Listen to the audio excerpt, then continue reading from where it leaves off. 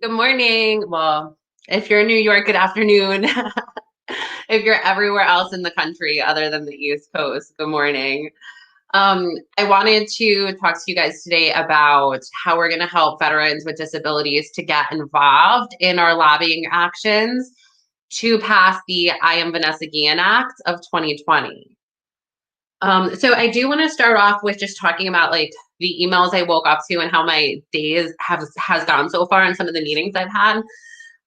So what ended up happening was I woke up to a bunch of emails from some of you about, I want to get involved.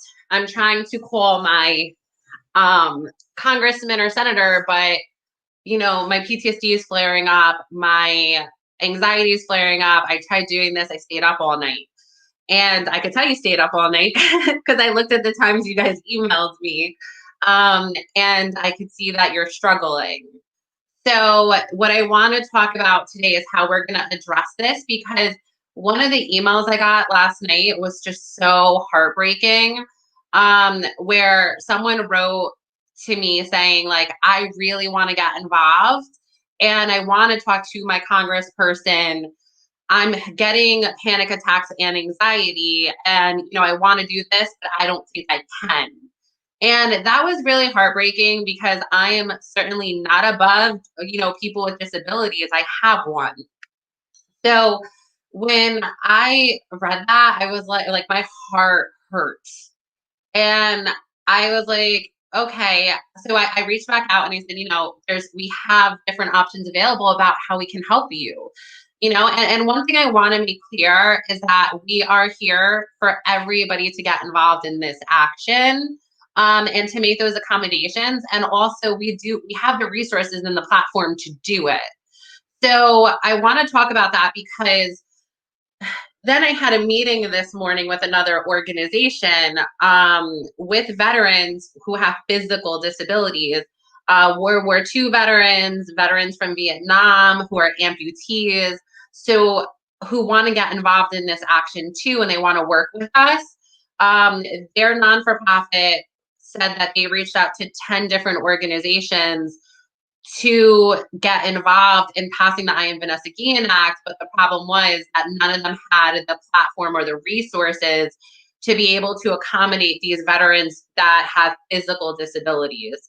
So we are in a position, thank God, thank the universe, that we actually can work with this organization to help get their veterans involved. And this is the conversation that we need to have with the community, because as some of you are doing your own lobbying efforts in order to get the I Am Vanessa Guillen Act passed, we now need to mobilize some of you to be able to help these other veterans reach out to their Congress people and to be able to help them move this act forward and help them join the fight, even though they have disabilities. So that is really what I want to talk to you guys about, because I want to be able to, I really want to be able to make this as inclusive as possible. And it totally like breaks my heart that there's a number of veterans who feel like they can't get involved in this because they either have really bad episodes, they have PTSD, or they have physical disabilities or amputations, and they want to be part of this effort but feel like they can't. So what today's discussion is going to be around is what we need from our community, what we need from our volunteers, our processes on the Americans with Disabilities Act, how we handle, veterans who have disabilities, and how we can cultivate getting everyone involved, even if they have a disability. So that's what the conversation is going to be about today. So I'm going to just start with a little background with the Americans with Disabilities Act.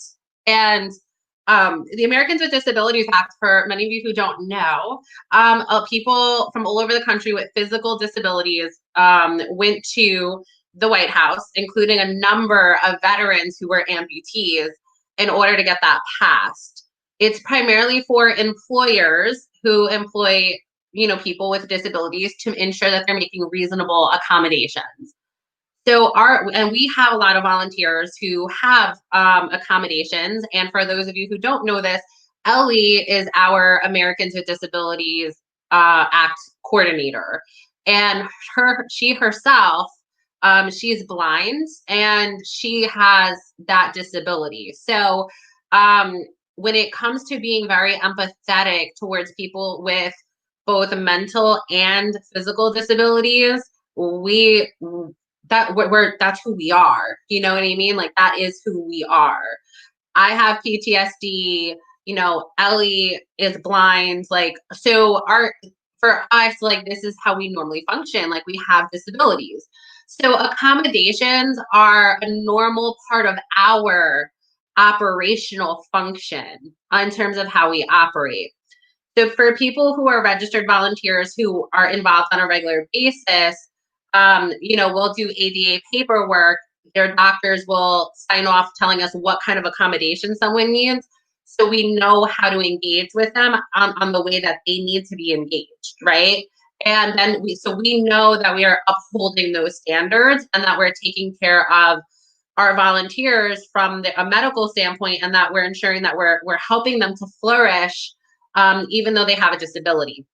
So I think what's coming up right now is we have people who are also followers of the movement and people who do engage in the movement, but who aren't necessarily um, registered volunteers, or they don't necessarily engage with us on a regular basis. But now with the Am Vanessa Guillen Act, they want to get involved. They want to be mobilized. And some of you guys are scared to talk to us about it. And what I want you to know is that when it comes to having a disability and talking to us about it, we're open for those conversations. Like, we talk about them openly with ourselves and what we go through. So feel comfortable bringing these things up to us, because when you open up these lines of communication, we can better problem solve and cultivate a custom lobbying strategy for you when you have certain disabilities. So one of the main things that I'll bring up with the organization that I had a meeting with this morning was because of the fact that they work with amputees. They are a tennis organization that helps veterans who are amputees be able to play tennis and be able to get exercise, and that's their specialty.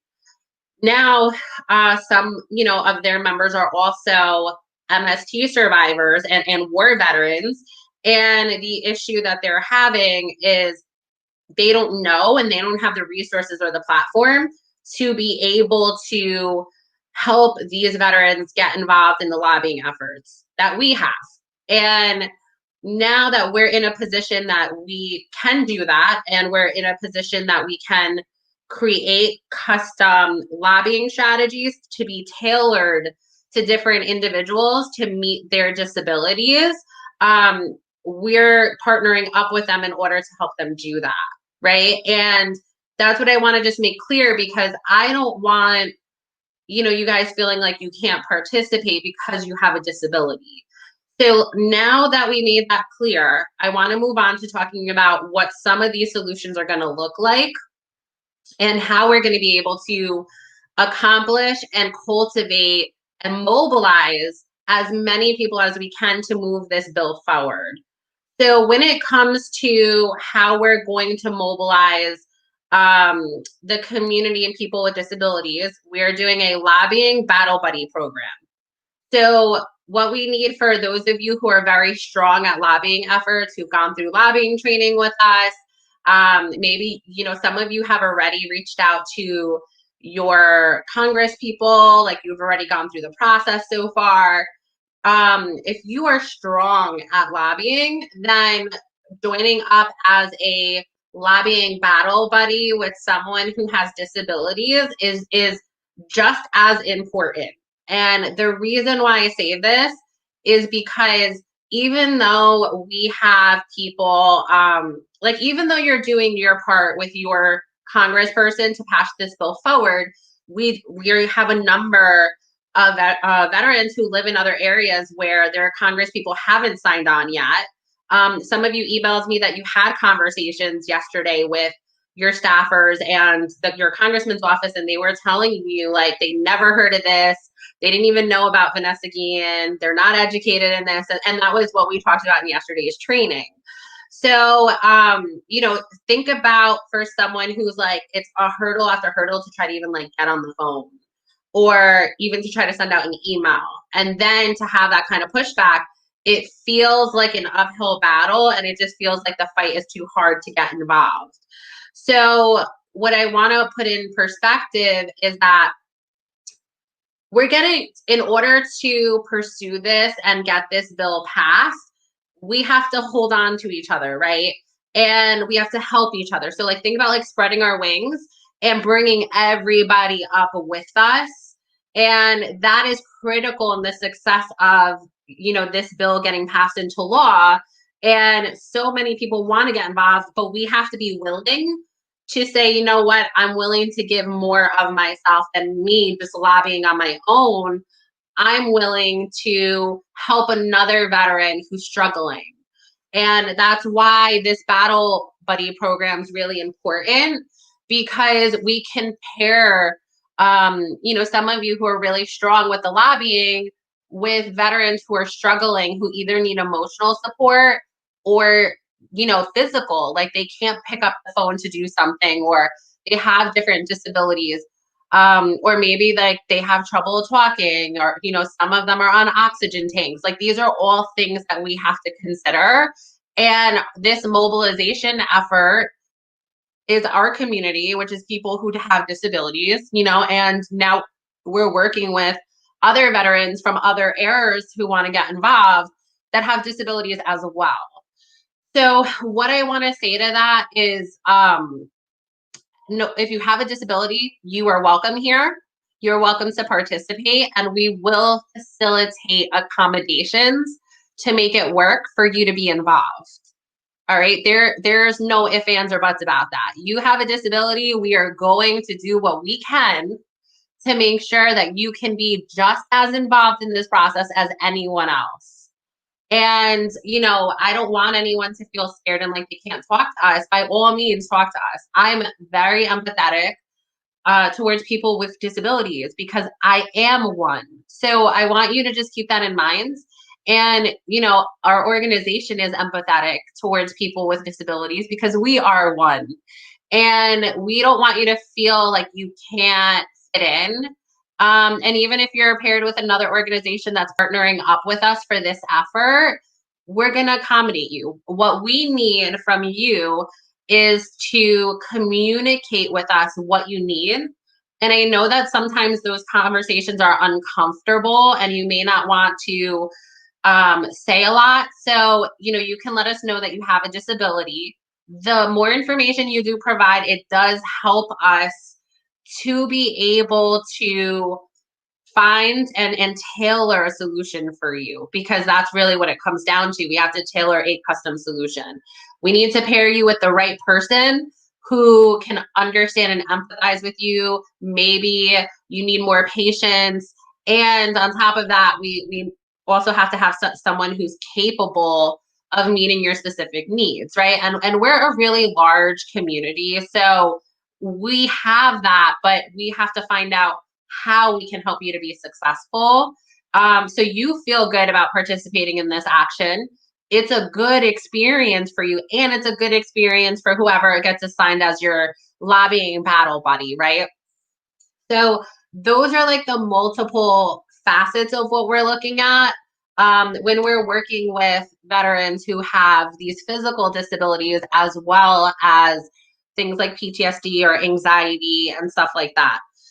So moving on to the point of talking about PTSD a little bit more, because I woke up to a number of emails about this, and this is so crazy to me how this morning went. I woke up this morning and I looked at a bunch of emails for people who already started the processes for reaching out to their Congress people, right? And that already like started the process. Then we had a bunch of people reach out who were talking about like what they're going through with their PTSD, like even trying to take this action. And then I had a meeting with a non-for-profit, and I had no idea, like, I had a slight idea what I was going into, but not to the magnitude of the conversation I thought we were getting into. And all of it ties into, hey, we all want to be involved. We're all trying to do this action. However, we don't know what to do because, our organization is all disabled vets. We're disabled vets. We're struggling.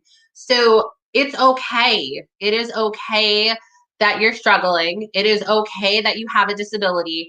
It is okay that you're going through what you're going through. Being a veteran with disabilities, all of these experiences that you're having, they're normal. And that's where we are. That's who you are. So it is okay. And we're going to accept that and we're going to embrace you. What we're going to do to try to make it an experience that is helpful for you is, understand what your needs are so we can best take steps forward and partner you with somebody who can really help you take those next steps. That's really where we're at. In terms of like some of the emails that I got last night, I'm going to get a little specific with them. I'm not going to mention names, but some of the emails I got were like, I tried to call and I was stuttering. I couldn't say anything. I was having a panic attack. I don't know if I can do this. Like, I really want to get involved. How do I make this happen? Because I couldn't even get my name out when I was calling yesterday, right? And I want to start by saying that that's normal, right? Because in a part of advocacy work, especially when it's related to MST, especially if you've been through it, you're going to get triggered. And I know that I've mentioned that because I've gotten triggered so many times. And then it also depends, like, are you taking medication for that? Are you in treatment for that? There's a lot of various factors that will determine how triggering this is for you and how to handle it, because it requires skills that have to be learned in therapy to help you manage and make healthy decisions, even when you're getting a PTSD flare up or you're getting a trigger. So that's all going to depend on where you are. Now, let's just say you're in the beginning phases of going to therapy and maybe getting help, and you don't have those skills yet, but now you want to mobilize and be a part of this action. What we would do in that case is we would partner you with someone who has the skills, who's been in therapy, and who's confident that they have what you need to be able to help you have that conversation. So what that might look like is we pair you up with your lobbying battle buddy. And when we partner you up, you'll do the phone call together. And what'll happen is you'll be on the phone line. They'll say everything for you on your behalf to get the contact information. And every step of the way, your battle buddy will be with you.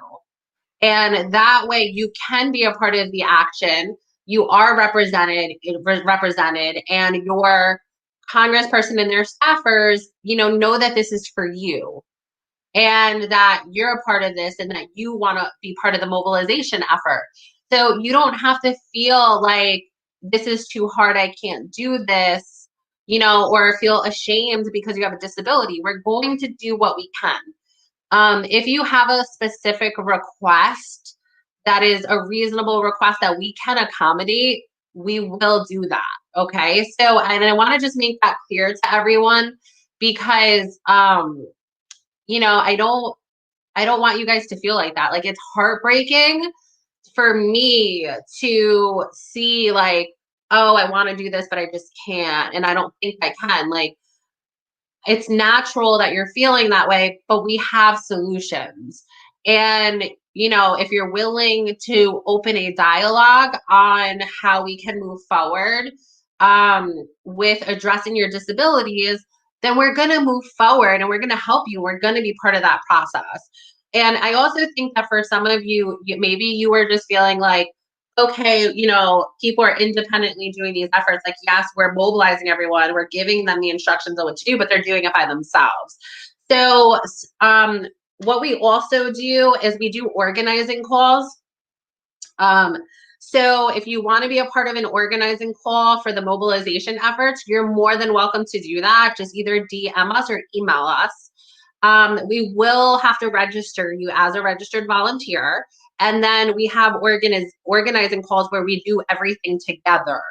So if you're someone who needs, like the videos are not helpful, or maybe the email is not enough where like the instructions are not helpful for you, because here's the thing, our community is all on a different spectrum of like learning, healing, processing.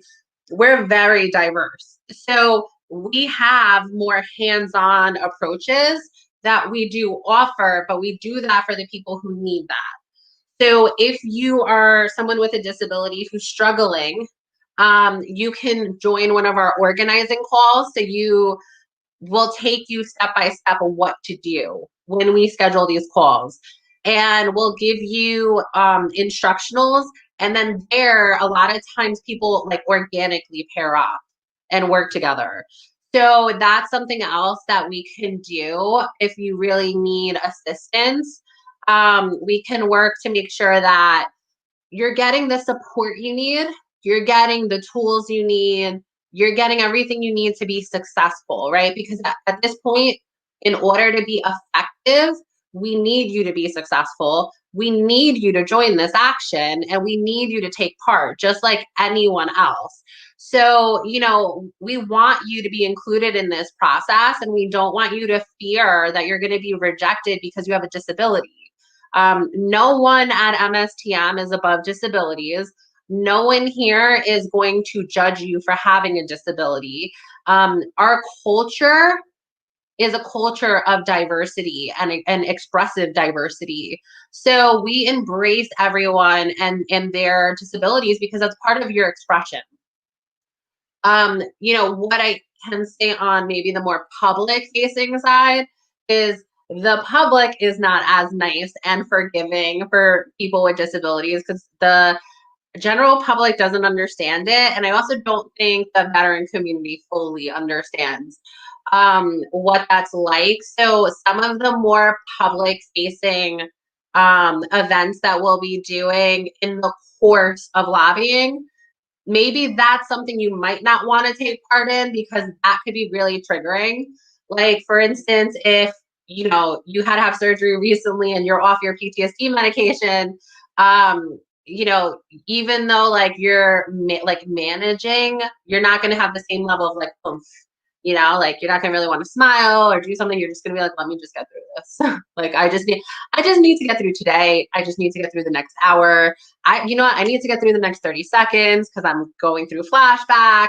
So, the other thing I just want you guys to keep in mind is you're seeing that we're bringing people to tell their stories out openly, right? And we're cultivating these stories in many different aspects. And we're bringing out stories to elected officials. We're bringing out stories on our Facebook Lives. We're bringing out stories in perspectives. We're bringing out stories in our reflections piece.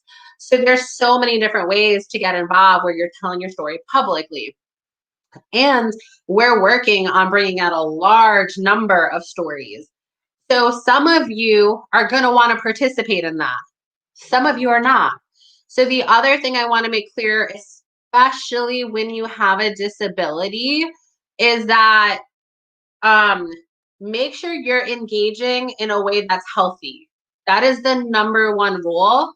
And I'm going to say this again.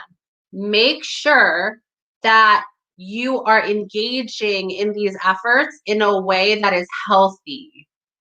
And what that means is that if you're feeling like this magnetic pull to move forward, and that magnetic pull is giving you flashbacks, like you're struggling while you're going through it, that's going to be normal, especially when you have PTSD, because like you're calling and you're getting moved into action and your soul is like, this is the right path.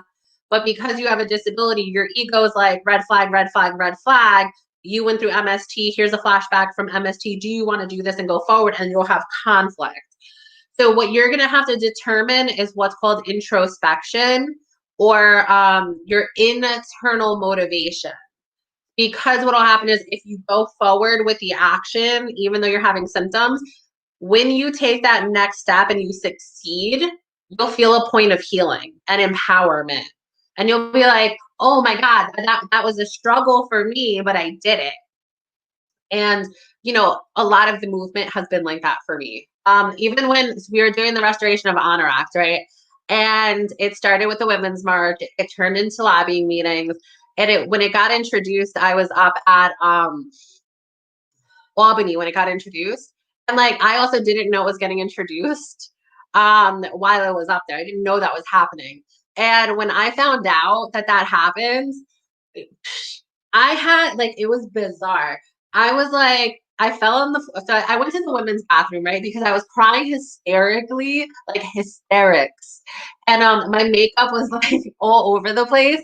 I fell on the bathroom floor and I crawled up in a ball crying. And then the thing was like, that was when I found out the bill was getting introduced. The bill wasn't like, we had to go to another building and the bill was going to be getting introduced in like a half hour. And I'm crying and crying and crying. And I'm there with people and they're like, oh, so we have to go to CVS and get makeup. They were like, you cannot go in with like your face, crying hysterically and all this. And what was happening was I was having flashbacks, but the thing is, it was like rapid fire flashbacks. And my emotions were so overwhelmed. So like I was having like a panic attack, but like a good panic attack. And then the flashbacks are like all hitting me of everything I ever went through. And then like here I am and change is happening. And no other veteran's going to be homeless in New York State. They're not going to be denied medical. They're not going to struggle the way that I struggle. They're not going to have to go into the sex and drug trade. And like this is happening in New York. They're going to have access to school now. Discrimination, they don't have to worry about that anymore. So when I went through that experience, it was like everything I'd ever gone through was like for this moment in time. And I got to this point that I'm telling you, I fell over in the fetal position and I was like, and like, there's women in the bathroom and they're like, honey, we've been here, honey, we understand.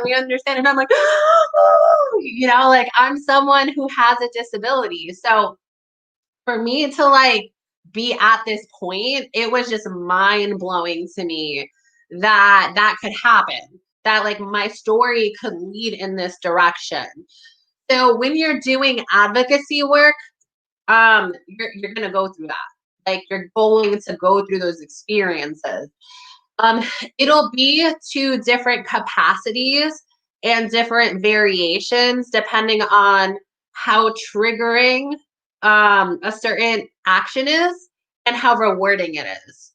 But as you see the changes occurring and you see that your actions are contributing to that change, you're going to go back and forth between like flashbacks and panic attacks and anxiety while you're moving forward.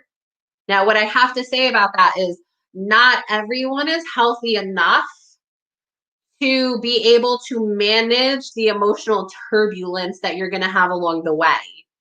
And if you're relapsing so badly that you cannot function and you can't make healthy decisions, then that's when you need to take a step back and understand that that is okay. You're not a failure. You made the contribution that you can make. You gave the best that you can.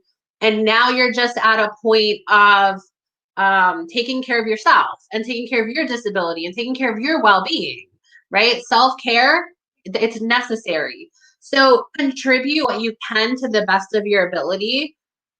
Understand both sides, that you're going to go through like flare-ups, you're going to go through symptoms, but also that reward on the other side is going to feel so good, and it's like such a nice healing process. And also for you to be a part of that story.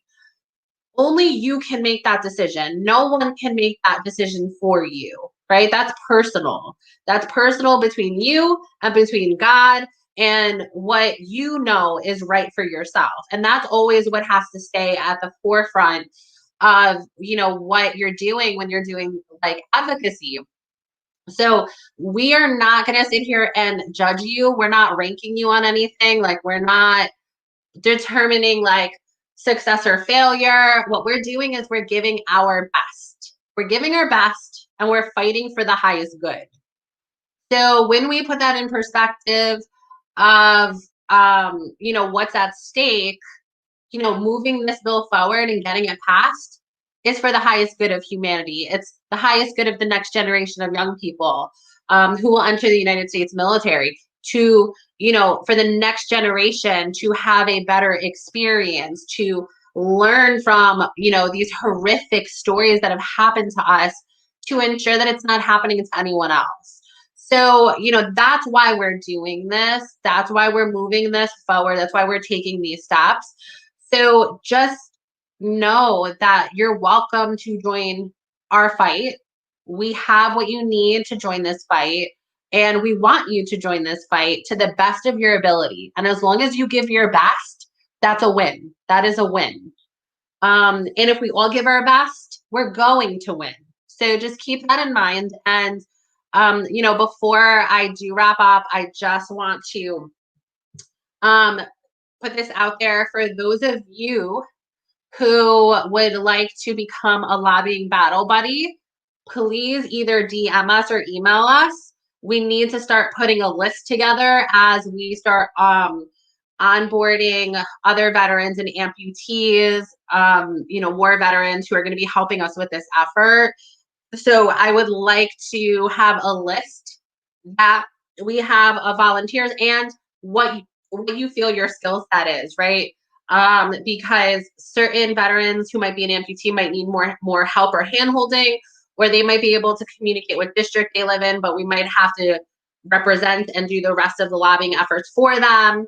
A veteran who has PTSD, you might do more handholding with them and be on the phone with them and help them move forward. So, that's available also for those of you who want to do like group sessions, group organizing calls and things like that. Email us and DM us, and we'll work to cultivate that as well. We'll work to get you on that roster so that way we can have you in the right place. So remember, like, all of these actions, they're not black and white. It's not like just do X, Y, and Z and that's it. Especially with the type of community we have, obviously, like we're all ultimately doing the same thing, but our paths to get there for each one of us is going to look different. So we have to be flexible and open that, my lobbying path to get somewhere is different than someone else's lobbying path. And the idea is to get the most amount of our community and veterans to participate as possible. So just know that it's not one road and it's not a straight road, right? So, but let's give our best. Let's do what we can to make this a successful action. And then we can work towards talking about some next steps and what we're going to do in the future. But I thought that this was a really important conversation to have.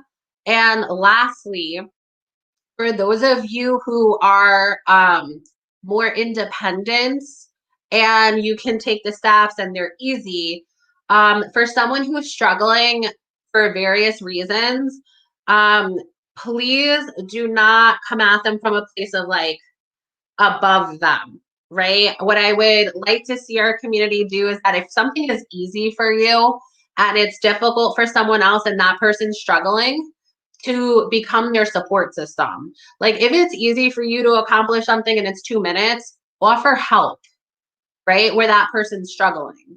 And that way we can move forward together and we can move forward in a way that that's a team, right? And that feels good to us. What I don't want is like, 10 people being like, oh, this is the easiest thing ever. I don't know why you're having a hard time with it. What's the big deal? Where like we have to be mindful that there's a wide spectrum of mental and physical disabilities in our community. And now we're expanding this to work with organizations with veterans who have physical disabilities, and many of them are amputees. And many of those amputees also have PTSD. So their hurdles look so much different. And what I want to see from our community is empathy, compassion, and patience. But also, like, the way I would say is like, you can be someone's like prosthetic. You know what I mean? Like the point where they feel empowered because they can move forward and function like you or I. That's the vibe that I would like to have for the community, where like we're all helping each other heal in this process. And that's really the goal, right? Is to help each other heal while we're in the pursuit of justice, and that we're all doing this together. We're not leaving anybody behind. That's what the main objective is that we're in this together, we're coming together, and we're making sure that we're bringing everyone with us, no matter what their disabilities are. So please keep that in mind. If you guys have questions or things that you don't want to bring up publicly, by all means, email us. We'll open up a dialogue about it. All right. Oh, there's a lot of good mornings. So I'm assuming a lot of you are on like the West Coast or what, mountain time. Central time's becoming afternoon in like 15 minutes. So yeah, it's good morning for everyone except if you're in the East Coast. Yeah, so thanks for tuning in. If you need anything else, we will totally be available to reach out, and you guys have a great day.